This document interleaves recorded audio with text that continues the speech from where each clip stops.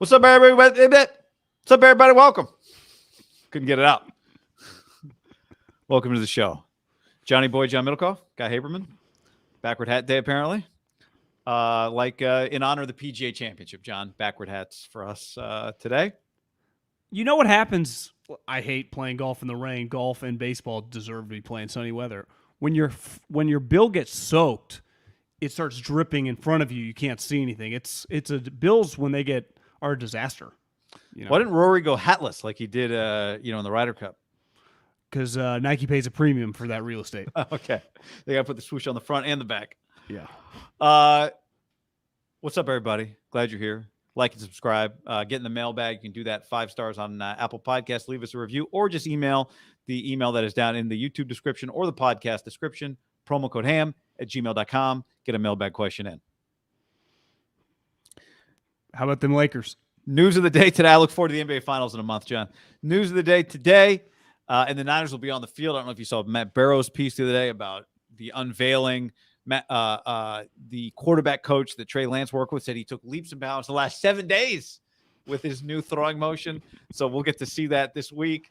Kind of a crash diet, I guess. Wait, his improvement over a 7-day period? He's saying he got a lot better watching Pat Mahomes. And then in the last 7 days, especially since he had a click watching Pat Mahomes, it's really gotten a lot better. So, hey, as someone who fixed his whole golf game with one range session right here, I'm buying it. I saw DeChambeau say he lost 18 pounds in 20 days. So crazy things can happen in a short period of time. News of the day today, John. The NFL, well, this is not officially being called the Brock Purdy rule. That's how everybody is interpreting the new NFL rule, which was passed today at spring meetings in Minnesota. These people meet all at the NFL meetings. Christ, nonstop. These guys have never heard of 4 seasons all over the country. Never heard of Zoom. It's just another league meeting. This one's in Minnesota. How fucking bored are these guys? It's different committee.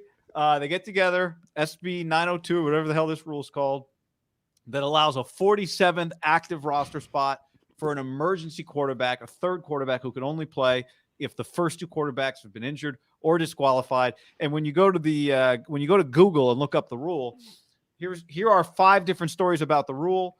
For those of you listening to this, I'll describe it. One has NFL logo. Story number 2 from Bleacher has a Brock Purdy logo image. Story 3, Brock Purdy image. NBC Sports, Brock Purdy image. NFL.com, Brock Purdy image.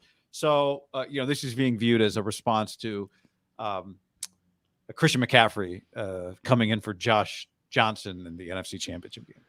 Yeah, one thing the NFL will do anything to jump in front of is when people fuck with their television product. And that game was unwatchable the moment Josh Johnson got KO'd. Now, you could argue it was borderline unwatchable with him in the game, but that's just the nature of backup quarterbacks come into play. I would say that this is more of a reflection of we never want to get into a position where we have the NFC Championship game, but I think they would say a random game on Sunday morning at 10 a.m. where the reason the game sucks as much as it does is because a guy can't throw. We already sometimes have that problem with bad quarterback play, right? With a quarterback who's over his head. You just have every single year bad teams. But they will do everything to mitigate their ability to screw up the television product, which is I would say the number one goal of the NFL is to keep TV and us on the couch happy. More than even anyone paying. If you're listening to this, you go to games. We've all gone to games. You are a second-class citizen to the television viewer, I would say, to their revenue stream, right? Think about the fact that you can flex a Monday night game now with 12 days notice. Thursday as well, correct? Can you flex Thursdays now? That's in discussion in their 7th league meeting that we're going on right now. Got it. Next, in 3 weeks in Tallahassee, they'll talk about that. But I mean, why not, right? And especially if you're Fox or ABC or CBS and you go, guys, what we cannot have is Kevin Burkhardt and Greg Olson and our biggest crew doing that game. That is an unwatchable game. And you're telling us the reason not to have an active third quarterback is what again? What's the reason for that? There's not really a good reason not to do it. Well, there's always been a lot of pushback of arbitrarily, why are they pick 46 guys and not just your 53-man roster? Right. Right? Because you do these college games, right? And I remember being in college when we'd go over who could travel and who couldn't travel. Like there were league rules, I remember, in the WAC. You couldn't travel all 100 guys. Fresno State wouldn't have been able to financially afford that anyway for the hotel rooms. But, for example, all the Power 5 programs, they have, I don't know if the Pac-12 or the SEC has a rule of how many guys you can have in conference play, but I'm pretty sure it's not 100. The home team might be able to dress them, but they're not eligible to play. Correct. Which I understand, like, you have to have rules, but I'd argue, like, 53 men, and clearly, contractually, some guys have roster, game day, active bonuses and stuff, but we're talking, it's not like, J.J. Watt today's inactive, saving the team. Those guys are going to play no matter what. You're talking random. The 49ers, they're inactives.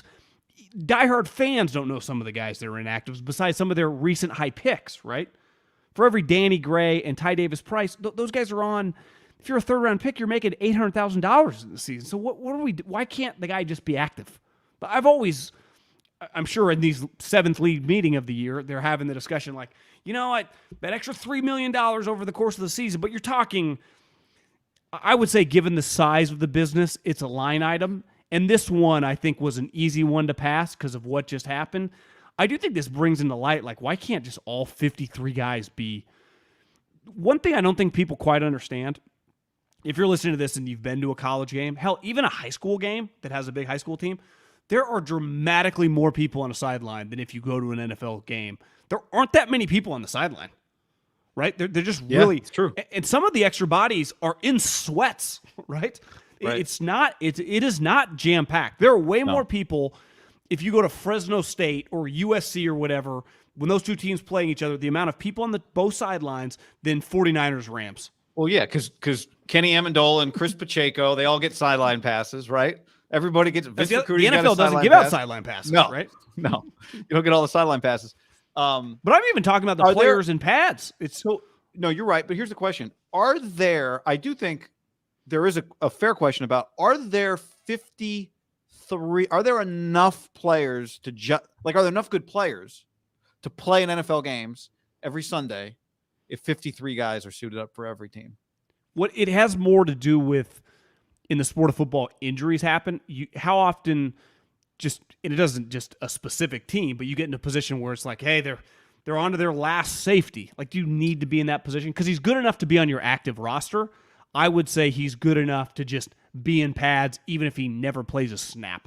Well, yeah, I mean, some days you're like, if we're a team, you're an active team, the 53 guys, 46 active. So your inactive 7 are all healthy guys. And my inactive 7, 2 of them couldn't have played anyway because they're hurt, right? That happens sometimes. Yes. Right. So, like, in theory, you would have a game where one team has more healthy players than the other team. Yeah. Well, yeah. To me, what would happen, you'd go to 53, and then you'd have like a 58-man roster with 5 more guys. No, to me, you go 53, and if the guys are dressed, you could still have, like, Nick Bosa rolls his ankle. You're not going to put him on IR. Yeah. He's just there in sweats. That's fine. But to me, if you're on the 53-man roster, you should be able to dress on game day. Now, the other thing is some of the guys, every single year, the 49ers are a good example last year. Ty Davis-Price, and even a lot of games till the end, Danny Gray proved that he could play special teams. Like, that guy was on the active roster mainly because of his draft position. You couldn't cut him because you couldn't risk him leaving, but obviously you didn't ideally want him to play, especially Ty Davis-Price last year, where you kind of were going, this guy is a future guy, kind of like a Aaron Banks 2 years ago, who then becomes the starter, right? He's inactive all the games. There is just an element of playing some chess that way with your roster. Yeah. And then separate from the quarterback of, some teams, I would say the quarterback is no different than your running back room or your safety room. Sometimes certain teams have positions of depth and other teams have positions of weakness, right? Yes. I mean, USC is a good example. Like, obviously last year they had some legit positions of weakness on defense that maybe Utah doesn't have. Just like the 49ers have.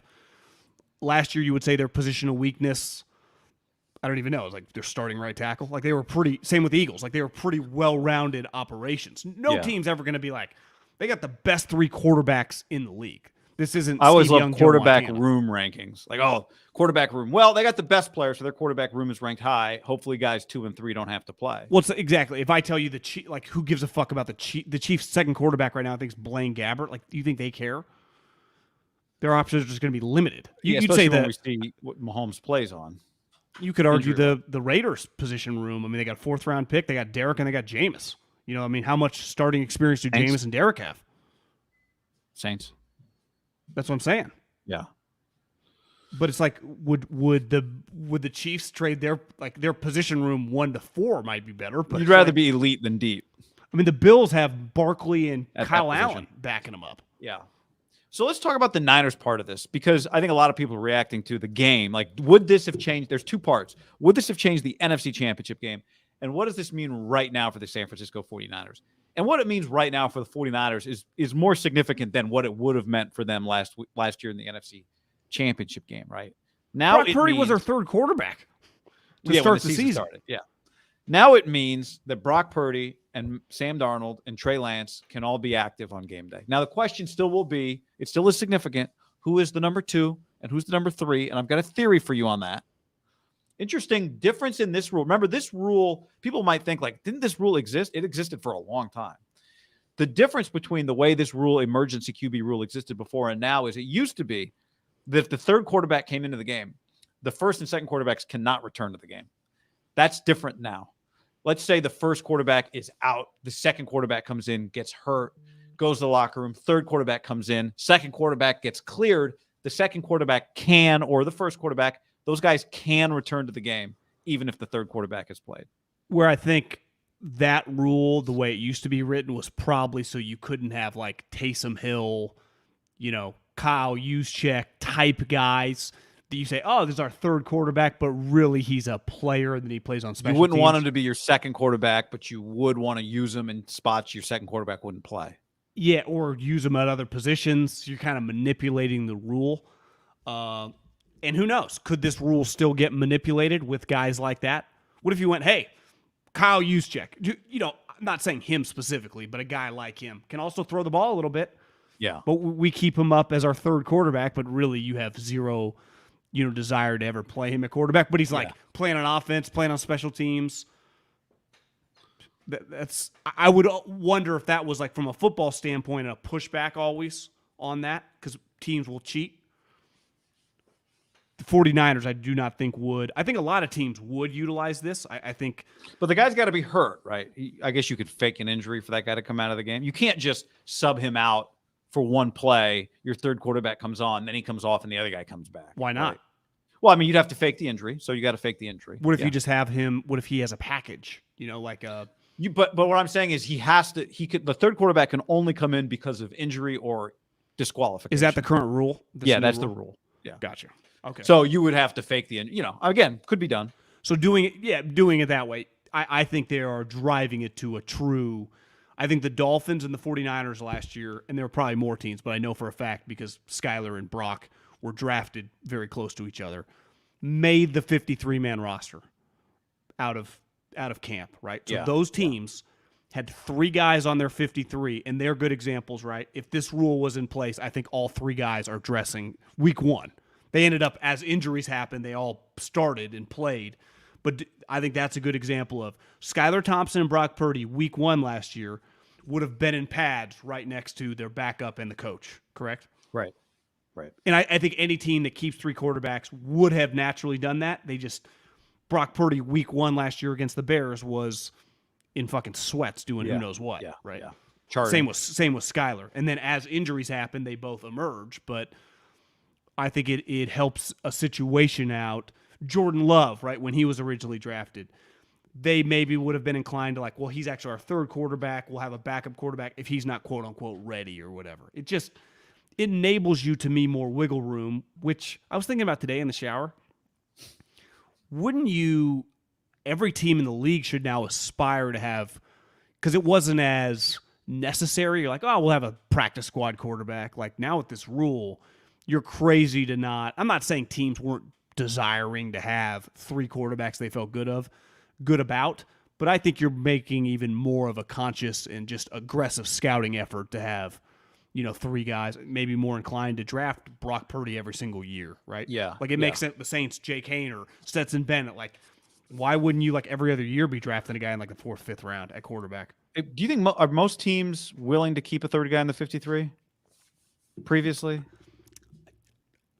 I think, as crazy as this sounds, that you view that whoever that third kind of quarterback is, if it's clear like there's a gap between the backup, you just start doing the math and you're like, well, I'm not cutting this D lineman for this guy that I don't even think is an NFL starter or a backup. So it's still a little gamesmanship here, right? Because the 50 they didn't expand the roster to 54, which would have made it kind of a little easier. Yeah, right? He takes up a spot, right? You're not cutting Samson Ebukam to keep this guy that maybe he'll be a good backup, right? You're not cutting your swing offensive tackle or a guy that can help you like key positions. Maybe you by 6 wide receiver or whatever, but you're still the value of offensive linemen and defensive linemen, right, are pretty high. Still. Yeah. I would say the reason Brock, you're more likely to use your third whatever other position guy than your third quarterback. Brock made the team, and it's not like I followed Skyler's training camp, but I think you could probably put him into this umbrella too, because they fucking earned it. Like they went, this guy can play. Right. They forced them to do something they don't really. Kyle may be more likely than most teams to do it, but most teams don't want to cut a guy who you guaranteed $2 million to, right? Which is what the Niners did with Nate Sudfeld. Yeah. But for the Niners specifically, I just want to give you this theory. Does this make it more likely that Trey Lance is the second quarterback and Sam Darnold is the third quarterback? If I know that if Brock gets hurt, now Trey's got to play. He's got to be my quarterback, right? But it allows me to use Trey potentially in some ancillary way while also having Brock be my starter, although I don't think Kyle is inclined to do it. Does the internet then freak out? Meaning you mean running him around, right? Running him like crazy, knowing that if Brock gets hurt and then Trey comes in and I run him like crazy, I still got Sam there if something happens to Trey Lance. Does he protect himself a little bit if he makes Trey Lance the back? I just wonder if this is part of the thought process with him. Middlecoff loves Purdy and hated Lance. I like Purdy and hope for Lance. Wish John was more like me. Randall. It's a very straightforward comment. I'm very unemotional about this stuff. And I think Kyle will be too. I don't think if Trey ran around, like we've already established, his running is not a positive. And I'd even argue for NFL running quarterbacks, it's not even like neutral. In a weird way, it feels like a detriment because you like force feed it into your offense and doesn't really work. So I would say that. Yeah, it's like you're doing something halfway. I would say it impacts his backup quarterback race 0. Now, if he beats him out, he beats him out. But I do not think if it's like one guy's getting the nod over the other, this has 0 impact. I think the only place it has impact, I've been pretty adamant that I was like, if he doesn't beat Sam Darnold out, I didn't know they were having their 18th meeting of the year and this was still on the table. But now that we know and it's passed, I think this not only keeps Trey Lance on the team this year, I think, unless something happens off the field or gets weird, I think this kind of establishes he's going to be on the team more than likely for the foreseeable future. Just like his contract, which is another year, even if he's the third string quarterback, assuming that everything keeps going, that, people like him, know off the field. Seems to be the case. His agent doesn't pound the table. I want to go somewhere. Somebody doesn't offer a third-round pick for him. Yeah, so I think that it changes the trajectory of his career with the Niners, which I thought was in jeopardy if he didn't beat out Sam Darnold. And now I think, I'm not saying that's irrelevant, because I would say that who knows? You never know. They could claim a guy and just do him a favor, but just say, listen, just work with him if it wasn't going to work out here. I would be definitely in the foreseeable future in 2023 he's going to be on the team, and I think there's a good chance. You and I talked about this before we hopped on. For the most part, first round picks, if you notice, like a lot of them over the last several years do not get their 5th-year option picked up, but the overwhelming majority of them, if they do not go to jail or get cut, just play out their career on that said team. The Niners and Raiders are 2 good examples of Solomon Thomas and Cleveland Farrell, who have ironically swapped teams. It was clear within a couple years, like this was not a good pick. What happened to both guys? They just played out their careers on their contract. Because they were solid players. That happens all over the league. Yeah. So They weren't bad players. They were just overdrafted players, right? But they had a role. They had a place. Yeah, and they're just both of them are going to have a combined, 18 years in the league when it's all said and done. Yeah. Right? So in a weird way, even though it started very differently, he could end up in the Jordan Love situation, right? Which is just like there was not really a lot of urgency with Jordan Love because they drafted him later in the first round, and Aaron Rodgers was there. Nobody was talking about is Jordan Love about to play. And then here we are 5 years later, Jordan Love's about to play just because the circumstances unfolded that way. I think the difference, though, is, and I saw a lot of internet people screaming from Cones to Lombardis to everyone that talks about a lot of Brock Purdy talk during the PGA Championship Sunday. That was very understood, right? It's like you're not playing this guy over Aaron Rodgers. I think one of the arguments, and we'll see how this plays out, is like, well, why is he not playing if the quarterback situation is not established, right? Well, it feels like it's gotten established now with Brock. When I say established, like going well. Yeah. Even if win or lose or draw, Jordan, as long as Aaron Rodgers was on the Packers, he was never going to play. Yeah. We'll get time. It doesn't have to be decided today. And for all of the excitement about Sam Darnold, 5 months from now, we could look back and go, yeah, he wasn't the guy. Also, I know what you're saying. I do think when you're the third overall pick, I mean, yeah, it's different. Trey Lance, I bet if we just pulled up the 49ers salaries, he's making more money than the majority of guys on the team, right? At $8, $9, $10 million a year and a $25 million signing bonus. I bet there's a decent chance that less than 15 guys on the team make more money than Trey Lance and have had a bigger signing bonus than Trey. Obviously, a lot of guys make on more rookie contracts. This year, cap hit. I'm going to go cap hits. Trent, Armstead, Kittle, Bosa. That's the list. And obviously there are guys, right, that, Debo makes more. Hargrave makes more now. Yeah, I mean, I just went the 2023 cap hit. But I can think off the top of my head, Bosa, because he was drafted one spot ahead the previous year. It's a short list. I mean, it is not. He's making. Think of all the guys on offense Trey Lance would make more than. Juszczyk, Ayuk, Banks, all the other offensive linemen beside Trent, McCaffrey and him relatively close salaries, right? I mean, this is make more than every other running back. All the other tight ends not named Kittle. Juwan Jennings for sure. I mean, they just signed an elite, the best free agent of the offseason. Some would argue, right? Javon Hargrave. I think they did. And this year, Trey Lance has a bigger percentage of the cap than him. That's Prog manipulating a little bit. 100%. He's making 20 a year. Yeah. No doubt. It's an oddity. Somebody asked, why is this the Purdy rule? I guess really it's like Purdy came back, so it's the Josh Johnson, the Purdy rule. It's so a guy like Brock Purdy doesn't have to end up back in the game in the NFC Championship game. That's I think it's why it's the Purdy rule is if Brock Purdy does not get injured and the game just plays out normally. Eagles win, as Debo said, the Niners kick their ass, whatever. No chance this happens. It never would have been talked about. And it definitely wouldn't have had, I'm not saying it wouldn't have been talked about because I would imagine some offensive coaches pressure their owners, right, or GMs. I think what you said earlier is right. It's the television element of what it didn't. If that happens in the fourth quarter of a 20-point game, different story, right? Yeah. No one feels robbed of the NFC Championship game. I think the league office. John, if this happens to the Raiders, I know that's what you want to get at. So let's just talk about it. The problem is, if it happened to the Raiders, it would never happen at the end of January. So it's just one of the 17 weeks. And are they playing at 10 a.m. kickoff? Listen, it's not even the 49ers brand juice, whatever. It's just simply Super Bowl is what the NFL cares a lot about. But I would say the NFL playoffs as a whole, if you just added up all the games, like think of all the viewers and I would say the NFC and AFC championship games, their two games equal what the Super Bowl, right? It's like 45, 50 million each. They care a lot about that weekend. And that weekend was immediately thrown a curveball that happened was that the first drive of their game? Yeah. First drive of the game. With two Eagles enormous brands, it felt like the best four teams in the league. I just know that the league, just talking to coaches and GMs, whenever they complain, like, yeah, no one gives a shit about our takes, because they don't. Yeah. Right? these owners right now do not care at all about whatever OTAs are happening the next. They do not care one iota about like practice is allowed to be 10 minutes, hour and a half. Like that doesn't even register. The only thing they care about is the television product.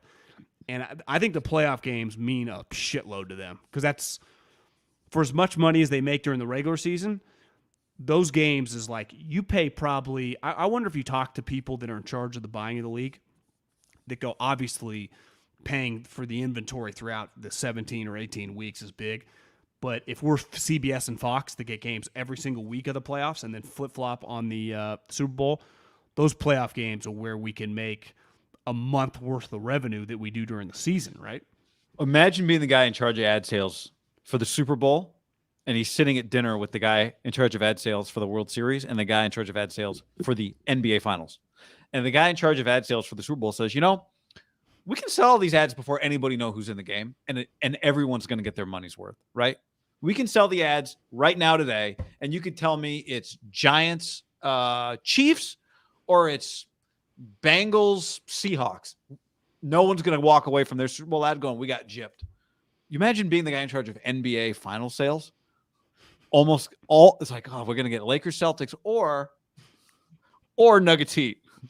Very different experience for the people that paid whatever X amount of dollars for those ads, right? And the NFL, it's in that way, it is, I know we say all the time it's like a TV show, but it is like a TV show in that, right? Like at the beginning of a year, you could say the Friends finale, show finale, whatever, series finale is on this date, and the advertisers know what they're getting out of that 8 months later, right?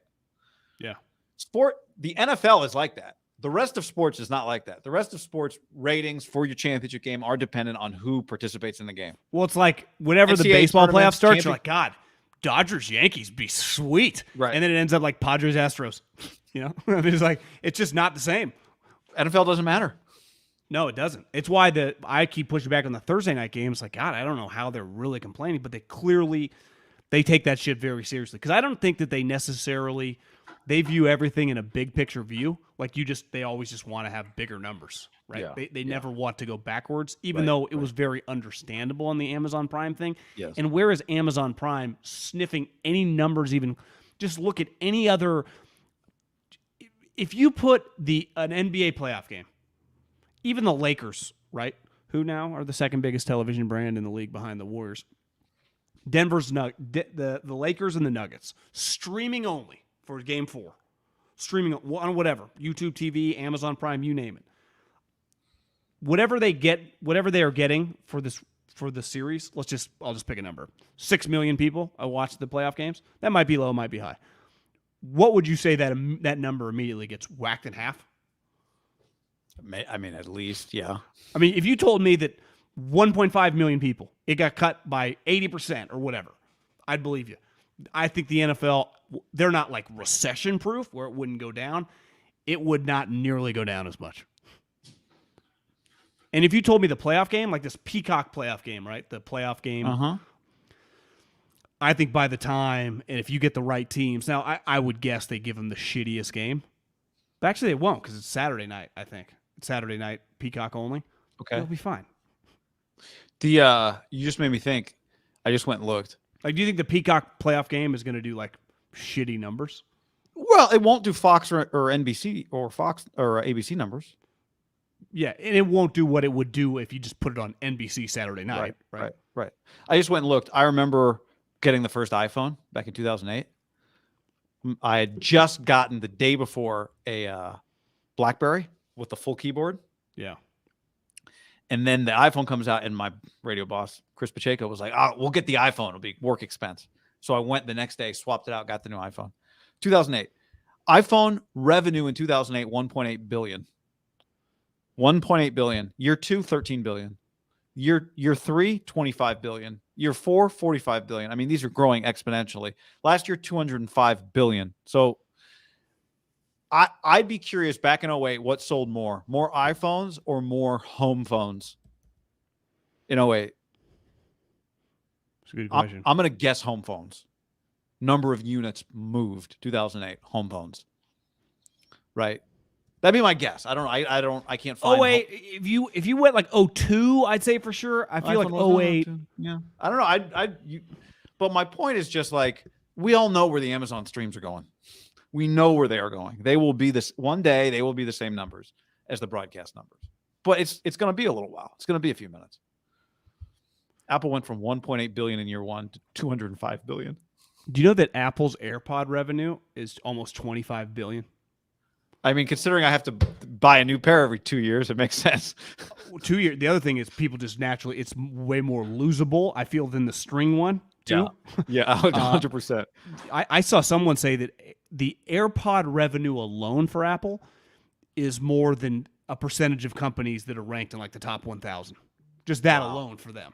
Because it does feel that Apple's a good example. And I've always thought this about the NFL. Like, eventually we're going to get to the place where I don't need a new phone all the time. I haven't bought a new phone in years.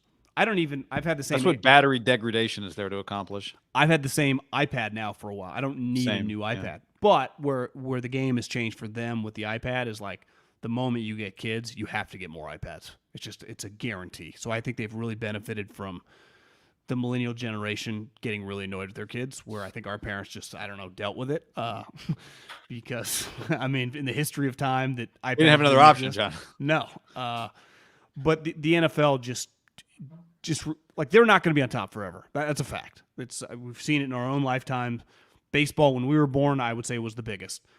Then MJ, I would say, joined the other big dogs, and I would say the NFL has really separated definitely the last 2 decades. But I would say when we were like in the mid 90s, felt like they were getting a stranglehold of. They were, but baseball, the World Series was still humongous. Was still big, and the Yankees were huge, the dynasty. So NBA, safe to say once the internet really took hold in the late 90s, early 2000s, football, it felt like, with Brady, Manning, and just television. I think I say this all the time. I really think the simplicity I don't want to sound cliche here, but in the era of the distracted human, which is us in the last 20 years, and shorter attention spans, blah, blah, blah, the same stuff.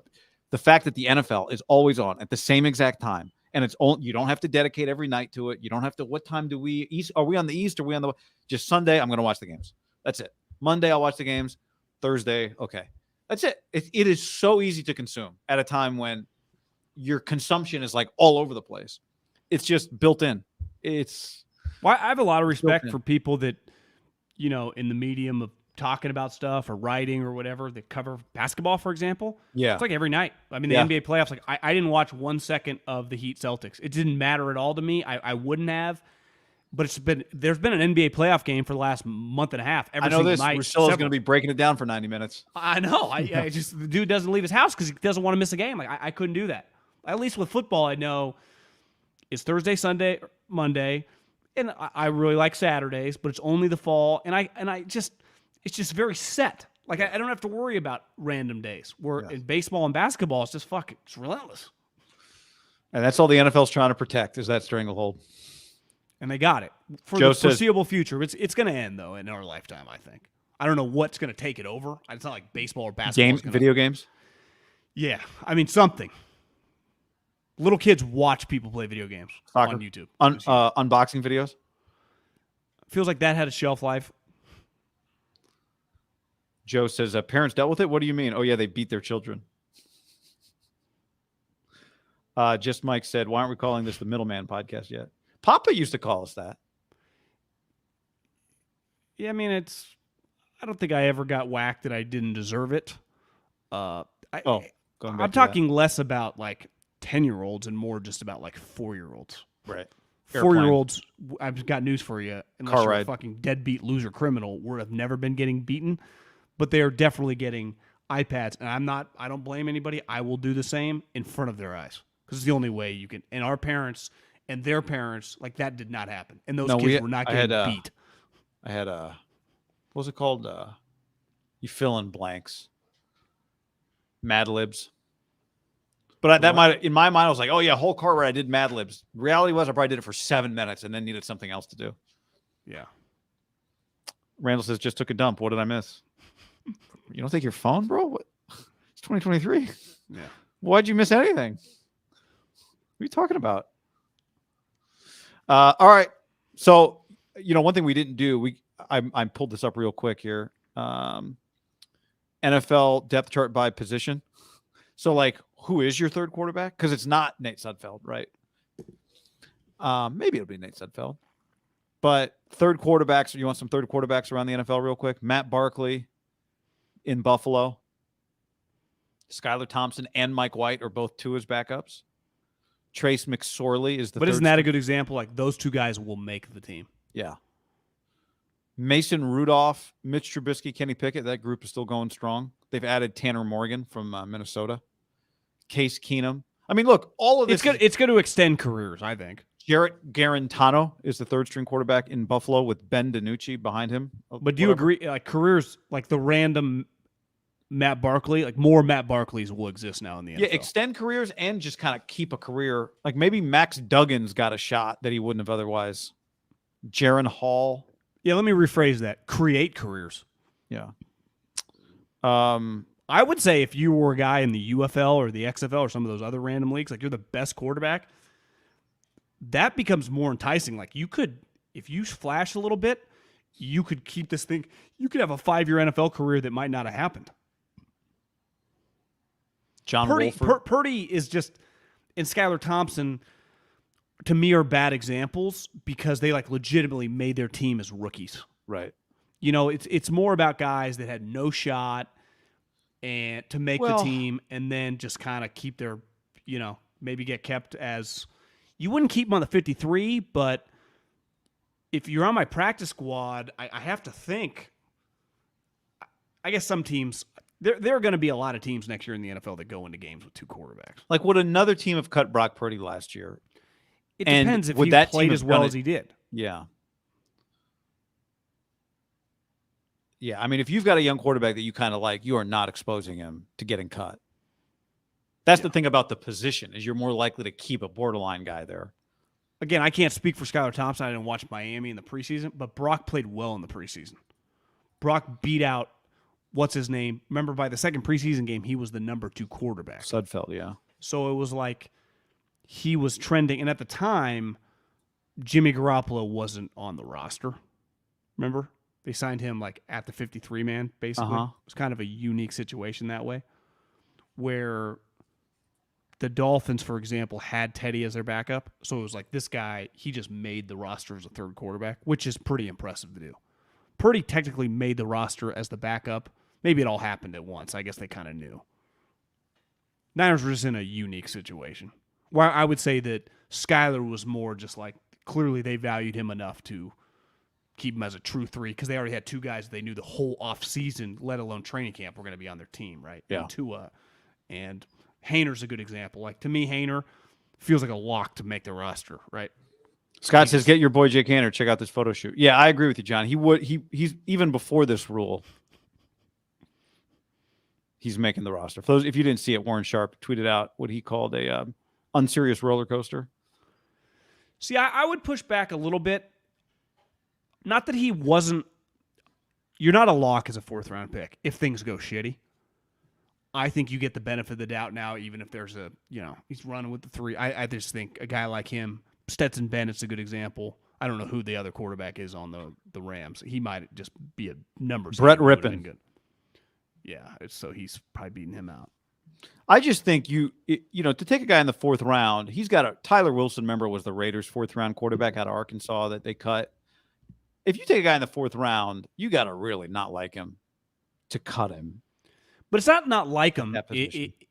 Part of it is he's not ready to contribute, so I put him on the practice squad. But you got to think he can get – yeah, but you have to think he's going to clear waivers, right?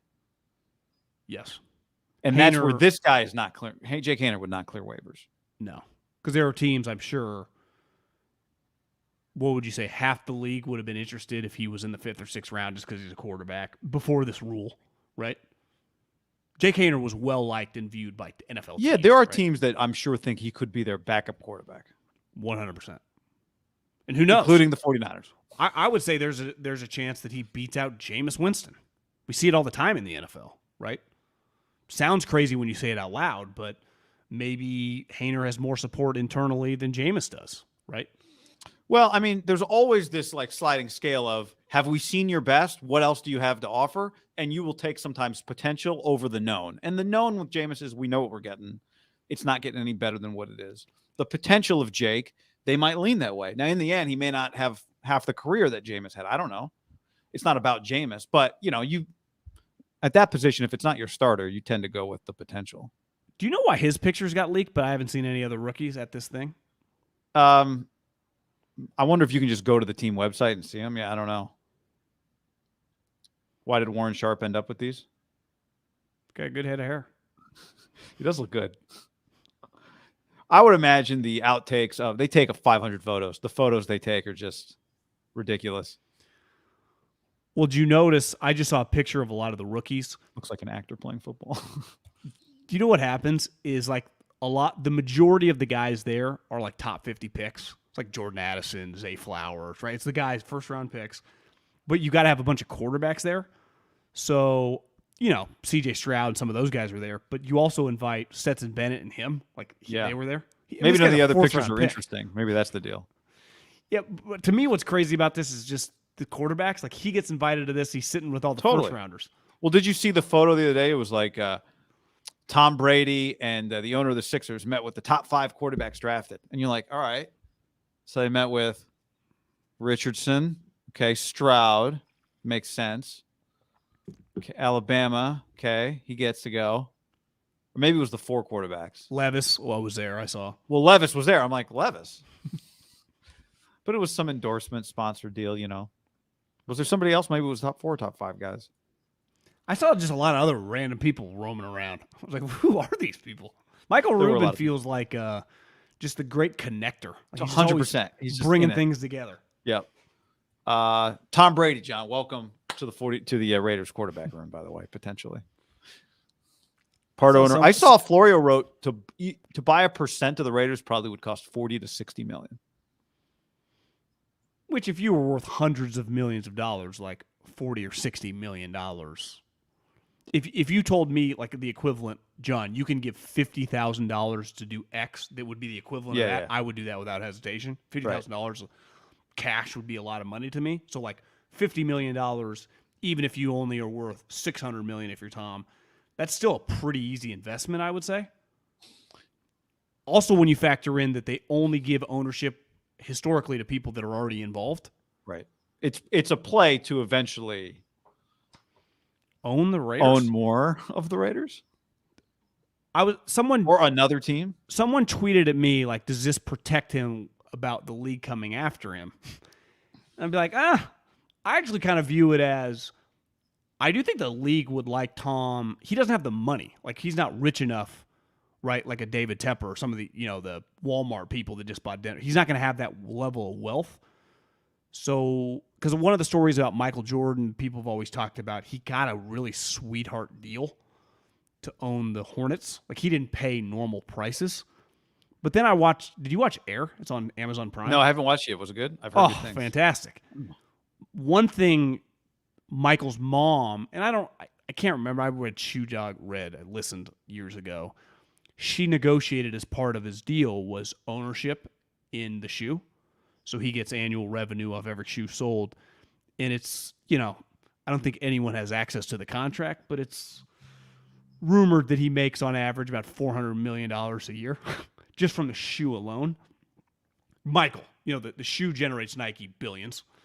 So if you just factored in that, and he invested it, he would easily have money to buy a normal NBA team if he wanted to. But I don't know if Tom, I just don't think he'd ever have the level of wealth unless he hit some angel investor into some company and made like $5 billion randomly. Which was randomly. Probably the idea on the FTX thing. You see Shaq's been dodging the people trying to serve him? No. They can't just show up on TNT? They've tried. The security guards will not let him in. They've served everybody. Steph, Brady. They cannot get Shaq. Incredible. Way to go, Shaq. All right. On that note, anything else? No. All right. Later. We'll look for Trey Lance's new throwing motion this week.